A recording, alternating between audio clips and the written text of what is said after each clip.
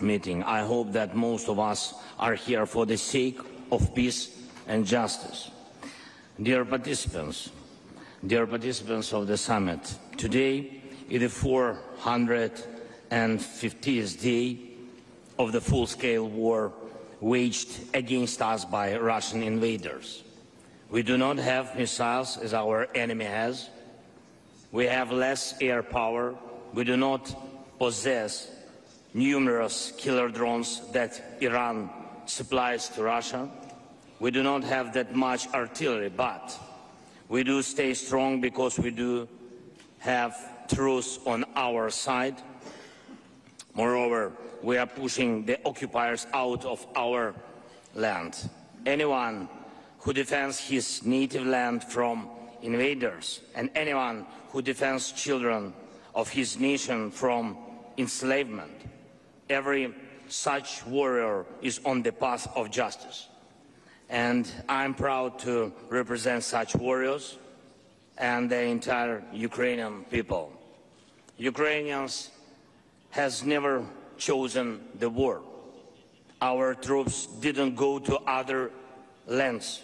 We do not engage in annexations and plunder of other nations' resources, but we will never submit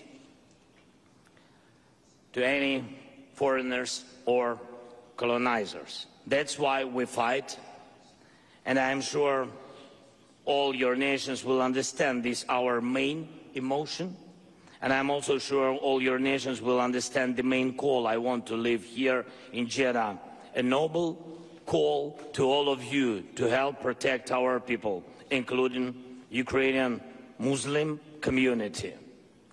With me here is the Honorable Mustafa Dzhemilev, the leader of the Crimean Tatar people, one of the indigenous peoples of Ukraine, whose home is Crimea, the center of Muslim culture in Ukraine. For centuries, the Crimean Tatar have been and should remain an integral and strong part of the Muslim community of the world. But Crimea was the first to suffer from the Russian occupation. And until now, most of those who are subjected to repression in the occupied Crimea are Muslims. We already have a positive experience with Saudi Arabia regarding the release of our people captured by Russia. We can expand this experience, and even if there are people here at the summit who have a different view on the war on our land, calling it a conflict, I'm sure that we can all be united in saving people from the cages of Russian prisons. Unfortunately, there are some in the world and here among you who turn a blind eye to those cages and illegal annexations. And I'm here so that everyone can take an honest look, no matter how hard the Russians try to influence. There must still be independence. And I want to thank Saudi Arabia. I want to thank the majority of you for supporting firm international positions and the UN Charter.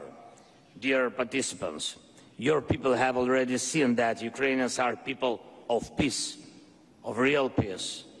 In 2021, we made a priority. Ukraine opens to your people and the people of Saudi Arabia and United Arab Emirates, Oman, Bahrain, Kuwait got to know Ukraine. And I'm happy that your tourists were able to see the splendor of spring in our capital, in Kyiv, and the majesty of the Carpathian Mountains. I believe that one day your people will come back also to see our Crimea, Ukrainian Crimea, free from Russian occupation and humiliation.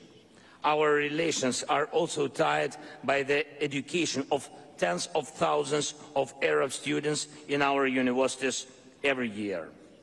And it really is an honor for us that children from Morocco, Egypt, Jordan, Iraq, Lebanon, Algeria, Libya, and Tunisia went to Ukraine for education. With you, we fulfilled one of the most honorable tasks in the world, food security. Ukraine traditionally supplies your countries with wheat and other agricultural products. We were glad to welcome the investments of the Arab nations, as well as the investments of Qatar in the port infrastructure. First, the pandemic, and then a more terrible virus, the rabies of aggression, hit these and our other normal relationships. And I'm more than sure that none of you will agree to surrender a third of your country to the invaders. And I'm more than sure none of you would watch without a fight how foreigners steal the children of your people. Hundreds of thousands of our children are deported to Russia, separated from their relatives. And there in Russia, they are trying to teach our children to hate their natives. And I'm more than sure that none of you would admit the military occupation of a nuclear plant to use it to blackmail the world with nuke disaster. Look at how much suffering the long-term wars have brought to Libya, Syria, Yemen, how many lives have been wasted by years of fighting in Sudan and Somalia, in Iraq and Afghanistan. Everyone who adds to suffering by his new aggressions, everyone who sows enmity, everyone who wants to bring back the old days of invading empires that didn't count with the will of independent nations. Every aggressor goes against the world and will be cursed by the people.